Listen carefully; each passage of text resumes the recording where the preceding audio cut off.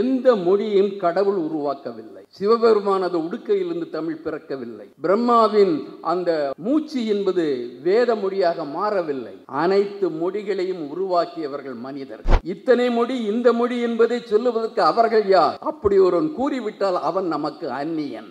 நாம் தேச துரோகி, தேச விரோதி. நாம் தேச துரோகியாக இருப்பதை பற்றி கவலைப்படவில்லை. ஏனென்றால் பெரியார் வார்த்தையில் சொல்ல போனால், எம்மொழி என்பதற்காகவோ என் தேசம் என்பதற்காகவோ எந்த பற்றும் எனக்கு இல்லை. எனக்கு இருப்பதெல்லாம் மனித பற்று என்று அந்த சிந்தனையாளன் சொன்னார் அல்லவா, அதுதான் நமக்கு இருக்கின்ற பற்று. துரோணாச்சாரியா ஆகின்றார். ட்ரோன் எந்திரத்தை கண்டுபிடித்தவர் துரோணாச்சாரியார். ஆனால் அந்த ட்ரோன் ஏன் அந்த குருட்சேத்திர போரில் பயன்படுத்தப்படவில்லை என்று நமக்கு தெரியவில்லை. இந்த ட்ரோனை வச்சுட்டு எங்க யார் இருக்காங்கன்னு கண்டுபிடிக்கணும். தீவிரவாதிகளது அந்த அகம் இங்கு பாகிஸ்தான்ல எவ்வளவு தூரத்தில் இருந்தாலும் உங்களால் கண்டுபிடிக்க முடியும். ராமன் சீதையை தேடுவதற்கு ஏன் இவர்களை அனுப்பி இருக்க வேண்டும்? இந்த ட்ரோன்களை அனுப்பி இருக்கலாம் அல்லவா? இப்ப எல்லாம் சொல்றாங்க இல்லையா, மத்திய அரசோட மோதல் போக்க திமுக எடுத்துட்டு இருக்கு. சொல்லுபவர்கள் வேறு போக்கை வைக்கின்றார்கள். மத்திய அரசிடம் மண்டியிடும் போக்கை சொல்லுகின்றார்கள். மண்டியிடுவதற்கு நாம் வானரங்கள் அல்ல. மத்திய அரசு கொண்டு வருகின்ற மனித விரோத நடவடிக்கைகளை, திட்டங்களை, சட்டங்களை எதிர்ப்பது மோதல் போக்கு என்றால் வேறு எதற்காக உயிரோடு நாம் இருக்கின்றோம்? கல்வி தொடர்பான ஒரு தலைப்பு எனக்கு தரப்பட்டிருக்கிறது.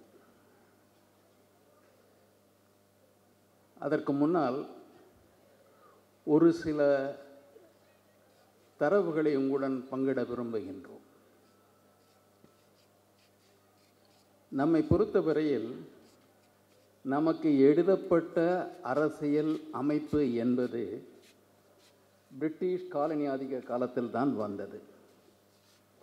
அதற்கு முன்னால் நமது அரசியல் அமைப்பு என்பது எழுதப்படவில்லை. மன்னராட்சி முறை, முடியாட்சி முறை. மற்றொரு தகவல், பிரிட்டிஷாருக்கு ஏகப்பட்ட காலனிகள் உண்டு. சூரியன் அஸ்தமதிக்காத ஒரு பேரரசு என்று அவர்கள் சொல்லிக்கொள்ள கண்டார்கள். எல்லா கண்டங்களிலும் அவரது காலனிகள் இருந்தன. ஆனால் அந்த டீகாலனைசேஷன் சொல்லப்படுகின்ற அந்த காலனி ஆதிக்கத்திலிருந்து மீட்பு என்கின்ற போது அமெரிக்கன் வார் ஆஃப் இண்டிபெண்டன்ஸ் என்ற ஒன்றை நாம் கேள்விப்படுகின்றோம். அமெரிக்காவில் போரிட்டு அவர்கள் சுதந்திரம் பெற்றார்கள். அதற்கு பிறகு பல நாடுகள் ஆங்கில ஆதிக்கத்திலிருந்து சுயாட்சி பெற்றன, போர் இல்லாமலேயே. அவ்வாறு பெற்ற நாடுகள் பெரும்பாலும் வெள்ளையர்கள் அதிகமாக வாழ்ந்த பகுதி. இந்திய சுதந்திரமும் ஏறக்குறைய அவர்கள் விருப்பத்தின் அடிப்படையில் நமக்கு தரப்பட்ட ஒன்று. 1917ஆம் ஆண்டு இந்த முதல் உலகப் போர் முடிகின்ற தருவாயில் அன்றைய பிரிட்டிஷ் அரசாங்கம் ஒரு அறிக்கையை வெளியிட்டது. ஆகஸ்ட் கொடை என்று பெயர், ஆகஸ்ட் ஆஃபர், ஆகஸ்ட் டிக்ளரேஷன். அந்த ஆகஸ்ட் அறிக்கையில் அவர்கள் சொன்னார்கள், இந்தியாவிற்கு படிப்படியாக சுயாட்சி வழங்கப்படும். படிப்படியாக சுயாட்சி நிறுவனங்கள் எண்ணிக்கை கூட்டப்படும், இந்தியர்கள் அதில் அமர்த்தப்படுவார்கள், உரிய பயிற்சி பெற்ற பிறகு அவருக்கு டொமினியன் அந்தஸ்து வழங்கப்படும் என்ற 3 கட்டங்களை அறிவித்தார்கள். முதற்கட்டத்தின் அடிப்படையில் இந்தியாவில் முதலாக ஒரு கவர்மெண்ட் ஆஃப் இந்தியா ஆக்ட், அரசாங்கத்தின் பொறுப்புகளை நிர்ணயித்து வழங்கப்பட்டது. அந்த சட்டம் இந்தியாவை ஒற்றை நாடாக அறிவிக்கவில்லை. பிரசிடென்சிஸ் என்று சொல்லப்படுகின்ற மாகாணங்களும் டெல்லி ஏனென்றால் 12ஆம் ஆண்டுக்கு பிறகு டெல்லிக்கு அது மாற்றப்பட்டது. அதுவரையில் வங்காளத்தில் இந்த அரசின் தலைமையகம் இருந்தது. அதனால் சுதந்திர போராட்டத்தில் பயன்படுத்தப்பட்ட வார்த்தைகள் பெரும்பாலும் வங்க மொழியில் இருந்தன, வந்தே மாதரம் உட்பட. இந்த ஆட்சியின் போது, இரட்டை ஆட்சியின் போது முதன்முறையாக மாநில அரசில் 2 அதிகார நிர்வாக அமைப்புகள் ஏற்படுத்தப்பட்டன. கவர்னர் தலைமையில் பல துறைகள் அவர்களது செயலர்களால் நிர்வகிக்கப்படும். சில துறைகள் தேர்ந்தெடுக்கப்பட்ட உறுப்பினர்களிலிருந்து ஒரு சிலர் அமைச்சர்களாக்கப்பட்டு அவர்களுக்கு அந்த பொறுப்பு தரப்படும். அப்படி தரப்பட்ட அந்த முதலாவது அதிகார பங்கீட்டில் கல்வி, இந்த உடல்நலம் சார்ந்த சுகாதார பிரச்சனைகள் அனைத்துமே, வேளாண்மை அனைத்துமே மாநில அமைச்சர்களுக்கு தரப்பட்டது. வெள்ளையன் காலத்தில் அவன் கொண்டு வந்த முதல் சட்டத்தில் ஒரு இந்தியா என்பது ஒற்றை நாடு அல்ல என்பதை ஏற்றுக்கொண்டும், இந்தியர்களுக்கு முதல் தடவையாக அரசியல் பயிற்சி என்ற முறையில் அமைச்சகம் தரப்பட்ட பொழுதும் சில துறைகளை தேர்ந்தெடுக்கப்பட்ட அமைச்சர்களுக்கு தந்தார்கள். அடுத்த கட்டம் 1935ஆம் ஆண்டு சட்டம். மாநில இரட்டை ஆட்சியிலிருந்து மாநில சுயாட்சி என்ற சொல்லை அவர்கள் மாற்றினார்கள். ஸ்டேட்ஸ் ஆட்டானமி என்ற வார்த்தை முதன்முறை அப்படிதான் பயன்படுத்தப்படுகிறது. அதில் தான் இந்த துறைகள் பிரிக்கப்பட்டு தரப்பட்டன. மாநிலங்களில் உள்ள அந்த அமைச்சர்களுக்கு நேரடியாக முழுமையாக சில பொறுப்புகள், மற்றவையெல்லாம் மையத்தில் உள்ளவர்களுக்கு என்று தரப்பட்டன. இந்த அரசியலமைப்பின் அடிப்படையில் நடந்த தேர்தலில் காங்கிரஸ் கட்சி பல மாநிலங்களில் வெற்றி பெற்றாலும் நாங்கள் ஆட்சி அமைக்க மாட்டோம் என்று முரண்டு போய் செய்தார்கள். செய்வதற்கு சொல்லப்பட்ட ஒரு காரணம், சென்னை மாகாணத்திலே ஒரு ஆண்டு காங்கிரஸ்காரங்க ஆட்சி அமைக்கல. அப்பொழுது அவர்கள் எழுப்பிய பிரச்சனை கவர்னர் பிரச்சனை. மாநிலங்களில் கவர்னர்கள் அவர்களது டிஸ்கிரிஷனரி பவர், அவர்களது தனிப்பட்ட அதிகாரம், இவற்றை பயன்படுத்தி எங்கள் செயலை முடக்கி விடுவார்கள். எங்களுக்கு அதிகாரம் தரப்பட்டாலும் அது நடைமுறை இருக்காது. ஆகவே இதை நாங்கள் ஏற்றுக்கொள்ள முடியாது. கவர்னர் இல்லாத மாநில சுயாட்சியை அன்று காங்கிரஸ் கேட்டது. இறுதியில் கவர்னர் தனது அதிகாரத்தை தவறாக பயன்படுத்த மாட்டார் என்ற உத்தரவாதம் பெற்ற பிறகு 1939ஆம் ஆண்டு அவர்கள் அமைச்சரவை அமைக்க ஒப்புக்கொண்டார்கள். இரண்டாம் உலகப் போருக்கு பிறகு ஆட்சி மாற்றம் உறுதியாகிவிட்டது. ஆனால் பாகிஸ்தான் கோரிக்கையும் வலுப்பெற்றது.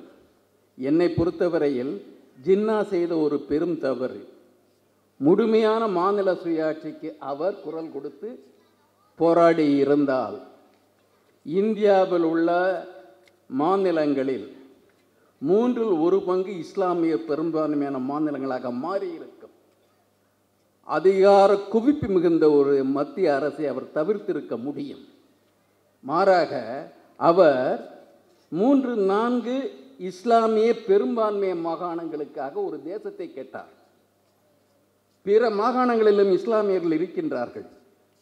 அவர்களை தேச துரோகிகள் என்று இங்குள்ள காவிகள் சொல்வதற்கு வழிவகுத்து விட்டார்.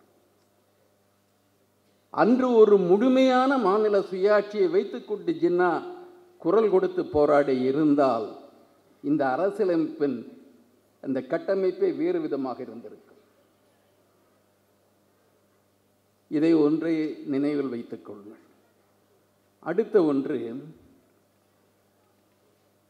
கவர்னர், கவர்னர் ஜெனரல் என்ற சொற்கள் காலனி ஆதிக்கத்தில் உருவான சொற்கள்.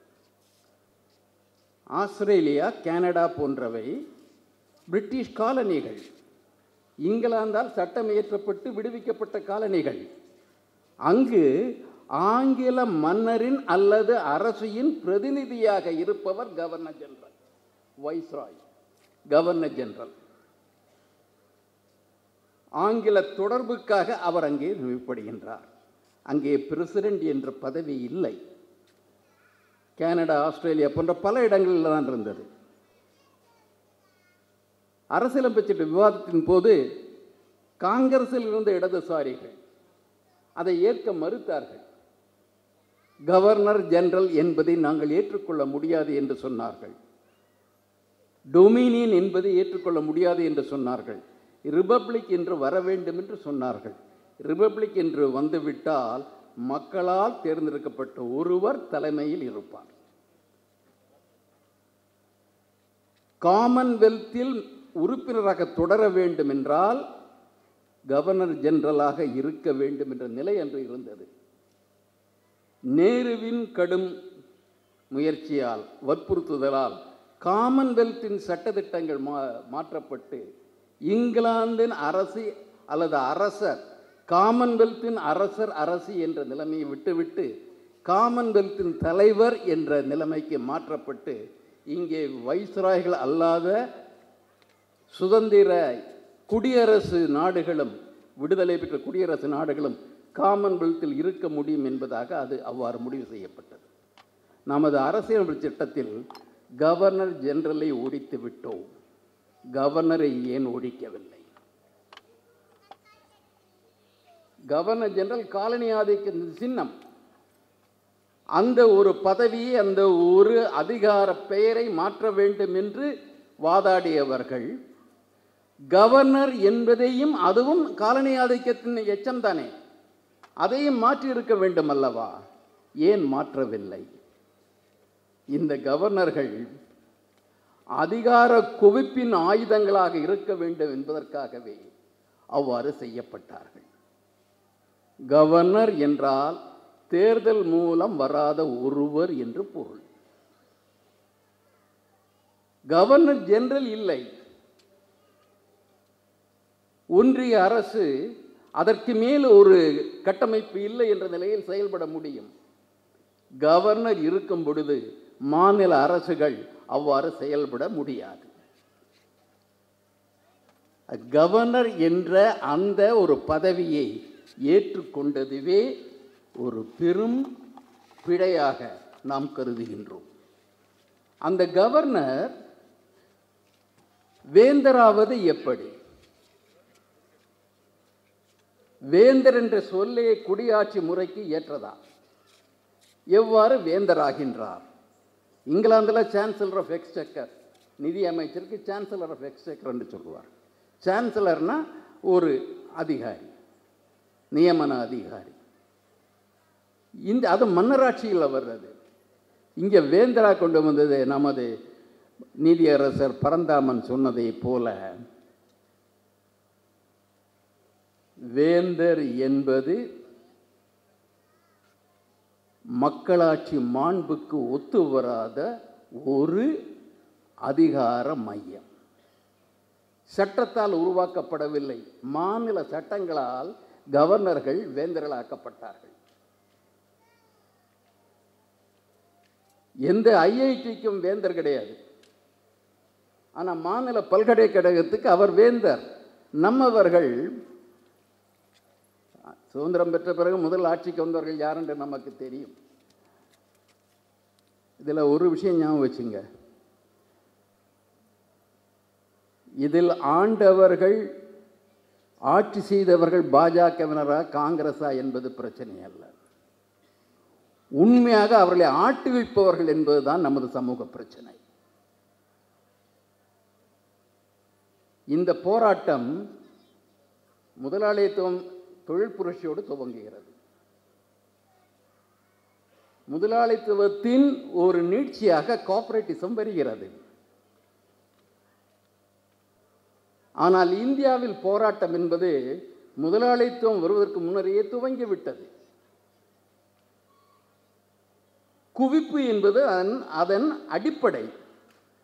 அதிகார குவிப்பு என்றால் அதிகார மறுப்பு, உரிமை மறுப்பு பலருக்கு என்பது பொருள். யாருக்கு மறுக்கப்படுகிறது? வெகு மக்களுக்கு மறுக்கப்படுகிறது. யாரிடம் அதிகாரம் குவிக்கப்படுகிறது? சுரண்டல் பிரிவினருக்கு, மோசடிக்காரர்களுக்கு அதிகாரம் குவிக்கப்படுகிறது.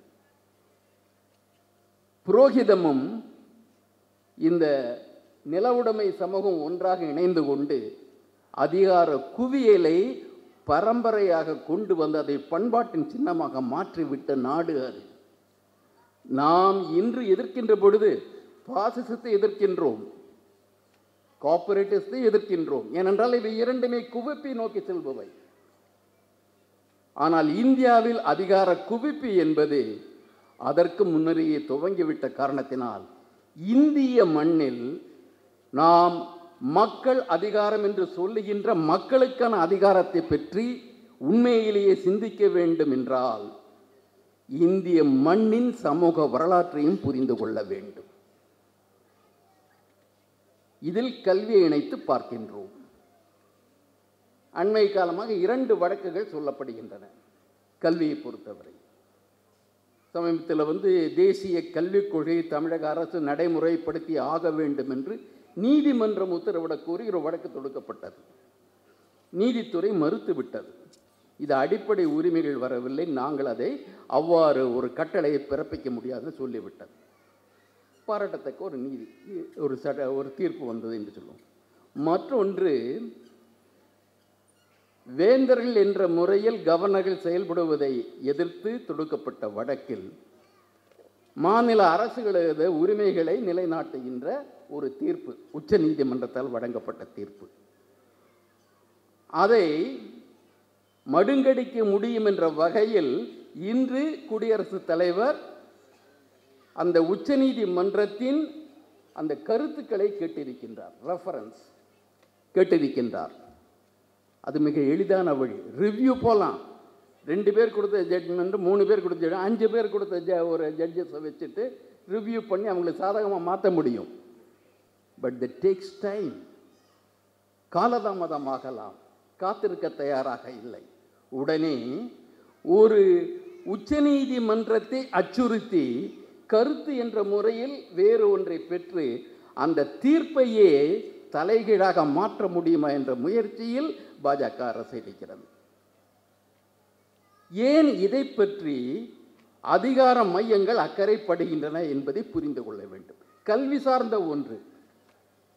சார்ந்த ஒன்றில் இவ்வளவு தீவிரத்தை ஏன் ஒன்றிய அரசு காண்பிக்க வேண்டும்? அறிவார்ந்த தோழர்களே, ஒன்றை புரிந்து கொள்ளுங்கள்.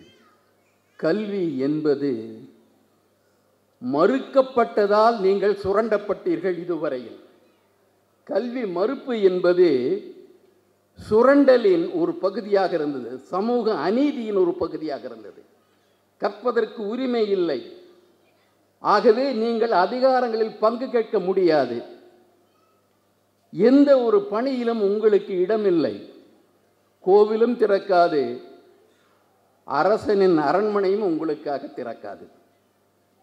உயர்கல்வி என்று அவர்கள் சொல்லுவது வேதக்கல்வி. அந்த வேதக்கல்வியை பயின்றவர்களுக்கான அனைத்து உரிமையும் என்று சொல்லப்பட்ட நிலை, அந்த வேதக்கல்வி பிறருக்கு இல்லை என்று சொல்லப்படுவதால் வலியுறுத்தப்பட்டது. ஒரு மொழியை கூட மனித மொழியல்ல தேவ மொழி என்று கூறி அந்த தேவ மொழியை சுரண்டல் கருவியாக பயன்படுத்தினார்கள். அதை படிப்பதற்கும் தடையாக இருந்தார்கள்.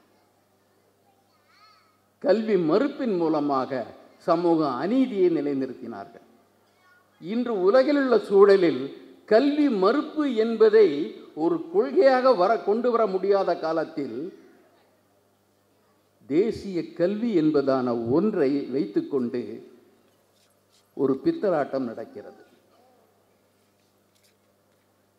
கல்வி என்பது வியாபாரமாக வணிகமயமாக விட்டது. இன்னைக்கு ஆயுதங்களே வணிகம் தானே. போர் என்பது வணிகத்திற்காக நடப்பது தானே. எதை வணிகம் இல்லாமல் விட்டார்கள்? அனைத்துமே வணிகமாக்கப்பட்ட பொழுது கல்வியும் வணிகமாக்கப்பட்டது. காசுக்கேற்ற கல்வி என்பது கார்ப்பரேட் சித்தாந்தம். ஆனால் இந்தியாவில் ஜாதிக்கேற்ற கல்வி என்பது இந்து பாசிச சித்தாந்தம். காசுக்கேற்ற கல்வியும் ஜாதிக்கேற்ற கல்வியும் புதிய தேசிய கல்விக் கொள்கையாக நம் முன்னால் வைக்கப்படுகின்றன. அதன் மூலமாக கிடைக்கின்ற வாய்ப்புகள் என்று வருகின்ற பொழுது வர்ணத்திற்கேற்ற வாய்ப்புகள் என்பதும் அதில் அடங்கி இருக்கிறது. நமக்கு எங்கே கல்வி, எங்கே வாய்ப்பு? இந்த ஒரு சூழலில் தான் தேசிய கல்விக் கொள்கையை நாம் ஏன் மறுக்கின்றோம்? சுயாட்சி என்பதோடு மட்டுமல்ல, பண்பாட்டு புரட்சியின் ஒரு பகுதி கல்வி விடுதலைக்கான புரட்சி. அந்த புரட்சியை நொறுக்குவதற்காக கொண்டு வரப்பட்ட சதி திட்டம் என்பது தேசிய கல்விக் கொள்கை. இதை பாஜக வருவதற்கு முன்னால் அதிகார மையங்கள், பாரம்பரியமாக இருக்கின்ற அதிகார மையங்கள், அவர்கள் பலவேறு விளக்கங்களை தந்து கல்விக் கொள்கைகளை வகுத்தன. படிப்படியாக கல்வி என்பது மாநிலத்திலிருந்து முற்றுமாக அகற்றப்பட்டு அதிகார மையங்களின் கைகள் வந்துவிட்டது.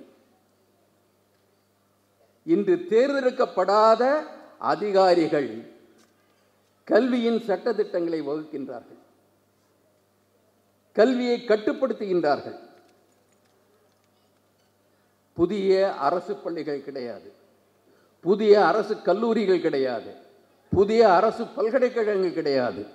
ஆனால் அனைத்தையும் பிரம்மாண்டம் பிரம்மாண்டம் என்பதாக மாற்றிக்கொண்டு இந்த கல்வியை சாமானிய மக்களிலிருந்து விலக்கி வைத்துக் கொண்டே வருகின்றார்கள். தேசியம் என்ற பெயரில் கொண்டு வருகின்ற பொழுது அதன் பின்னால் உள்ள சதியை புரிந்து கொள்ள வேண்டும். குவிப்பிற்கு தேசியம் தேவைப்படுகிறது, குவிப்பு தேசியமாக்கப்படுகிறது.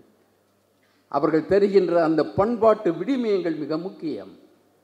எது கல்வி என்பதை தீர்மானிக்கின்றார்கள், யாருக்கு எப்படிப்பட்ட கல்வி என்பதை தீர்மானிக்கின்றார்கள். திறன் கல்வி என்று சொல்லிக்கொண்டு இலவச உழைப்பிற்காகவும் அல்லது மலிவான உழைப்புக்காக உருவாக்கப்படுகின்ற இளைஞர் கூட்டம். அறிவுக்கேற்ற கல்வியாக இது இருக்கவில்லை. அதில் ஒரு பகுதி இந்தியன் நாலேஜ் சிஸ்டம், இந்திய அறிவு தளம் என்பதாக ஒன்றை கட்டாய பாடமாக்குகின்றார்கள். அதன்படி பார்த்தால் ரிஷிகள் அனைத்தையும் செய்யக்கூடியவர்கள், சாதாரண மனிதர்களுக்கு அந்த திறன் கிடையாது. பண்பாடு ரிஷிகளிடமிருந்து வருகிறது. ரிஷிகள் என்றால் புரோகித பிரிவு என்று பொருள். அறிவே ரிஷிகளிடம் இருக்கிறது. துரோணாச்சாரியா ஆகின்றார். ட்ரோன் எந்திரத்தை கண்டுபிடித்தவர் துரோணாச்சாரியார். ஆனால் அந்த ட்ரோன் ஏன் அந்த குருட்சேத்திர போரில் பயன்படுத்தப்படவில்லை என்று நமக்கு தெரியவில்லை. ஏன் என்று புரியவில்லை. இந்த ட்ரோனை வச்சுட்டு எங்கே யார் இருக்காங்கன்னு கண்டுபிடிக்கணும். தீவிரவாதிகளது அந்த அகம் இங்கு பாகிஸ்தானில் எவ்வளோ தூரத்தில் இருந்தாலும் உங்களால் கண்டுபிடிக்க முடியும். ராமன் சீதையை தேடுவதற்கு ஏன் இவர்களை அனுப்பியிருக்க வேண்டும்? இந்த ட்ரோன்களை அனுப்பியிருக்கலாம் அல்லவா? இலங்கைக்கு ஏன் இவர் வானரங்களை நம்பி ஒரு பாலத்தை போட வேண்டும்? நீர்மூழ்கி கப்பலை இவர் அனுப்பியிருக்கலாம் அல்லவா? ஏன் எந்த தேவாசுர போராட்டத்திலையும் ஏர்ஃபோர்ஸை பயன்படுத்தலை நமக்கு புரியலை. வைமானிக சாஸ்திராவை கண்டுபிடித்தவர்கள் என்று இன்று பொய்யுரை செய்கின்றவர்கள் ஏன் அன்று அதை பயன்படுத்தவில்லை என்பது நமக்கு புரியவில்லை. அந்நியர்கள் இங்கே படையெடுத்த பொழுது இந்த விமானப்படைகளும் இந்த லேசர் ஆயுதங்களும் எங்கே சென்றன என்று புரியவில்லை. ஆனால் இவற்றை உங்களை ஏற்க செய்கின்றார்கள். எப்படி என்றால், மடலை கல்வி முதல் ஆய்வு கல்வி வரை மூடத்தனத்தையும் அறிவியல் அற்றத்தை அனைத்தையும் உங்களை ஏற்க செல்லுகின்றார்கள். இந்த தேசிய கல்விக் கொள்கை என்பது எழுகின்ற இளைஞர்களது மூளையை அடிமையாக்குவதற்கான திட்டம், உங்கள் சிந்தனையை அடிமைப்படுத்துகின்ற திட்டம். உங்கள் சிந்தனை அடிமைப்பட்டு விட்டால் நீங்கள் பக்தர்களாக இருக்கலாம், ரசிகர்களாக இருக்கலாம், வெறியர்களாக இருக்கலாம், அடியாட்களாக இருக்கலாம், ஆனால் சமத்துவமிக்க மனிதர்களாக இருக்க முடியாது. ஏன் உங்களுக்கு தரமான கல்வி மறுக்கப்படுகிறது என்பதை புரிந்து கொள்ளுங்கள். உங்களை அந்த நிலைமையில் தான் வைக்க விரும்புகின்றார்கள். சமூக இடைவெளிகளை பெருக்க விரும்புகின்றார்கள். நாம் அதற்கு உடன்படப் போகிறோமா? மாநிலங்கள் என்று சொல்லுகின்ற பொழுது மாநில கல்வி அனைத்தின் மீதும் அதிகாரிகள் கட்டுப்பாடு. நீங்கள் கொள்கையை வகுக்க முடியாது, பாடத்திட்டங்களை வகுக்க முடியாது. மையத்திலிருந்து அதிகாரிகள் தருகின்ற புத்தகங்கள் உங்களது பாடங்களாக மாறுகின்றன. பல்கலைக்கழகங்கள் என்றால் உலக அந்த அரிச்சுவடுகள் என்ன விளக்கம் பெறப்படுகிறது? ஆய்வின் தலைமையிடம், அறிவின் தலைமையிடம். அனைத்தையும் அவர்கள் ஆய்வு செய்து புதுமைகளை கண்டுபிடிக்கின்ற அந்த திறன் கொண்ட உயர்கல்வி அமைப்பு பல்கலைக்கழகம். ஆனால் இந்த தேசிய கல்விக் கொள்கை என்பது பல்கலைக்கழகத்தை இல்லாமல் செய்து விடுகின்ற ஒரு பெரும் மோசடியான ஒன்று. உங்களுக்கு உயர்கல்வி கிடையாது, பல்கலைக்கழகங்களுக்கு பாடத்திட்டம் வரையும் உரிமை இல்லை, கலைத்திட்டம் வரையும் உரிமை இல்லை. அனைத்தையும் மேலே இருப்பவர்கள் பார்த்துக் கொள்வார்கள். அமல்படுத்துகின்ற வேலையை மட்டும் நீங்கள் செய்து கொள்ளுங்கள். உங்களுக்கு ஜோதிடத்தை நீங்கள் சேர்த்துக் கொள்ள வேண்டுமா? அதற்கு நிதி தருகிறோம். ஆனால் மக்கள் கல்விக்கு ஒரு கூடுதலான ஒரு பல்கலைக்கழகம் அமைப்பதற்கு நிதி கிடைக்காது. நிதியை தரமாட்டார்கள், நீதியை தரமாட்டார்கள். அதிகாரத்தை மட்டும் வைத்துக் கொள்ள விரும்புகின்றார்கள். உங்களை வளர விடாமல் தடுத்து கொண்டே இருப்பார்கள். இதுதான் தேசிய கல்வி. கல்வி என்பது சமூக மாற்றத்தின் ஒரு அடிப்படை பிரச்சனை. மாற்றத்தை விரும்பாத மோசடிக்காரர்கள், சுரண்டல்காரர்கள் மாற்றத்தை தடுப்பதற்காக இப்பொழுது கல்வியை ஒரு குவிப்பின் ஒரு பகுதியாக, முக்கிய பகுதியாக வைத்திருக்கின்றார்கள். இது சாதாரண விஷயம் அல்ல.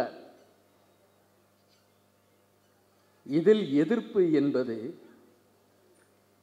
மறுப்பு, எதிர்ப்பு. மறுத்து விட்டோம், கேட்கவில்லை, கொண்டு வந்து விட்டார்கள். எதிர்த்து கொண்டிருக்கின்றோம். இது கிளர்ந்திட வேண்டிய காலம் வந்துவிட்டது. Mere verbal fight will not be enough. நாம் அதற்கு மேலும் இதை முறியடிப்பதற்காக மிக தீவிரமான நடவடிக்கைகளை பற்றி ஆலோசிக்க வேண்டியிருக்கிறது. கல்வியை மக்கள் கல்வியாக மாற்றுவதன் மூலமாகத்தான், மக்களுக்கான கல்வியாக மாற்றுவதன் மூலமாகத்தான் ஒரு விடுதலைக்கான கருவியாக மாற்றிவிட முடியும். அதை பழமையின் பெருமை பேசுவதற்கான கல்வியாக அதை சுருக்கிவிட்டால் நாம் நமது வளர்ச்சியை இழந்து விடுகின்றோம். சிந்தனை உரிமையை மடுங்கடிக்கின்றோம். நாம் வளர வேண்டுமென்றால் சுய சிந்தனைக்கு ஊக்குவிக்கின்ற கருவியாக, விமர்சனத்தை முன்வைக்கின்ற கருவியாக கல்வி இருக்க வேண்டும். ஒவ்வொரு இளைஞரும், ஒவ்வொரு மாணவரும் எதையும் விமர்சன பார்வையோடு பார்க்கின்ற அந்த அறிவுபூர்வமான கண்ணோட்டத்தை வளர்ப்பதற்கு கல்வி வேண்டும். மேலே இருந்து வந்துவிட்டால், இப்போ எல்லாம் சொல்கிறாங்க இல்லையா, மத்திய அரசோட மோதல் போக்கை திமுக எடுத்துட்டு இருக்குன்ட்டு சொல்லுபவர்கள் வேறு போக்கை வைக்கின்றார்கள். மத்திய அரசிடம் மண்டியிடும் போக்கை சொல்லுகின்றார்கள். மத்திய அரசு கொண்டு வருகின்ற மனித விரோத நடவடிக்கைகளை, திட்டங்களை, சட்டங்களை எதிர்ப்பது மோதல் போக்கு என்றால் வேறு எதற்காக உயிரோடு நாம் இருக்கின்றோம்? மண்டியிடுவதற்கு நாம் வானரங்கள் அல்ல. அநீதிக்கு நாம் பணிந்து விட்டால் நமது வரும் தலைமுறைகளுக்கு பெரும் துரோகத்தை செய்தவர்களாகி விடுவோம். தோழர்களை, நமக்கு பெரும் பொறுப்பு இருக்கிறது. நமது தலைமுறையை காப்பாற்றுவது மட்டுமல்ல, நமது தலைமுறையை விடுதலை செய்வதற்கு நாம் கடமைப்பட்டிருக்கின்றோம். இருப்பு நிலைமையிலிருந்து இந்த தலைமுறையை முற்போக்கான நிலைமைக்கு மாற்ற வேண்டும் என்றால் கல்வியை நாம் ஒரு கருவியாக பயன்படுத்தியே ஆக வேண்டும். அதை மறுப்பதற்காக கொண்டு வருகின்ற சதித்திட்டங்களை புரிந்து கொள்ள வேண்டும். இந்த குறுகிய வாதங்களையும் மொழியை பற்றி நம்மிடம் சொல்லுகிறார்கள். வரலாற்றில் மொழி என்பதை பார்த்தோம் என்றால் எந்த மொழியும் கடவுள் உருவாக்கவில்லை. சிவபெருமானது உடுக்கையிலிருந்து தமிழ் பிறக்கவில்லை.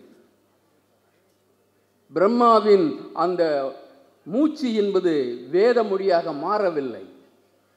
அனைத்து மொழிகளையும் உருவாக்கியவர்கள் மனிதர்கள். மனிதன் தன் பயன்பாட்டுக்காக உருவாக்கிய மொழி. ஆதிக்கவாதிகள் என்ன செய்தார்கள்? சிலவற்றை வேத மொழி, தேவ மொழி என்று மாற்றினார்கள். அது உங்களுக்கு இல்லை என்று அகற்றி வைத்தார்கள். அந்த மொழியை ஆதிக்கத்தை நிலைநிறுத்தும் கருவியாக பயன்படுத்திக் கொண்டார்கள். நமது மொழிக்குழு என்பது நம்மை பலப்படுத்துகின்ற, வலிமைப்படுத்துகின்ற, நவீனப்படுத்துகின்ற ஒரு மொழிக்குழுவை விரும்புகின்றோம். மொழியை வெறிக்காக பயன்படுத்துவதை விரும்பவில்லை. மொழியை நமது நலனுக்கு பயன்படுத்த விரும்புகின்றோம். எந்த மொழி, எத்தனை மொழி என்பதை எம் உரிமையில் வருகின்ற விஷயம். இத்தனை மொழி, இந்த மொழி என்பதை சொல்லுவதற்கு அவர்கள் யார்? அப்படி ஒருவன் கூறிவிட்டால் அவன் நமக்கு அந்நியன். அப்படி கூறிவிட்டால் நாம் தேச துரோகி, தேச விரோதி. நாம் தேச துரோகியாக இருப்பதை பற்றி கவலைப்படவில்லை. ஏனென்றால் பெரியார் வார்த்தையில் சொல்ல போனால், எம் மொழி என்பதற்காகவோ என் தேசம் என்பதற்காகவோ எந்த பற்றும் எனக்கு இல்லை.